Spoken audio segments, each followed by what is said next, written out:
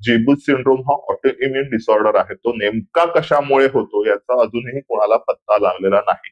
पण त्यातल्या त्यात मीडियामध्ये सुद्धा आणि आपल्या टेक्स्ट बुक्स मध्ये सुद्धा, मेडिकल बुक्स मध्ये सुद्धा जे काही पॉझिटिव्ह फॅक्टर ज्याच्याने जीबी सिंड्रोम होतो हे सांगितले. त्यातले काही फॅक्टर्स मी तुम्हाला सांगतो. ते म्हणजे बाहेरचं खाणं. आता मीडियामध्ये पण येतंय की नॉनव्हेज खाणारे जे लोक आहेत त्यांच्या जे काय म्हणतात ते चिकन आहे किंवा ते पोल्ट्रीच्या गोष्टी आहेत त्याच्यामधून हा जीबी सिंड्रोमचा प्रसार खूप मोठ्या प्रमाणावरती होतोय.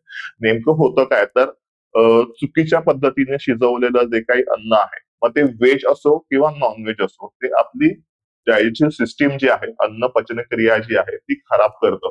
आणि त्याच्यामुळे जीबी सिंड्रोम किंवा ऑटोइम्युन डिसऑर्डर्स तुमच्या शरीरामध्ये होऊ शकतात. म्हणजे असं स्पेसिफिकली सांगता येणार नाही की तुम्ही नॉन-व्हेज खाणार आहात, तुम्ही चिकन खाल्लं तरच तुम्हाला जीबी सिंड्रोम होईल, असं नाहीये. तुम्ही जर का व्हेज खाणारे असाल आणि तुम्ही बाहेरच्या चुकीच्या गोष्टी खाल्ल्या ज्या व्यवस्थित शिजवलेल्या नाहीयेत किंवा त्याच्यावरती व्यवस्थित प्रोसेसिंग केलेलं नाहीये. अशा गोष्टी जर का तुमच्या शरीरामध्ये गेल्या तरी सुद्धा तुम्हाला जीबी सिंड्रोम होऊ शकतो.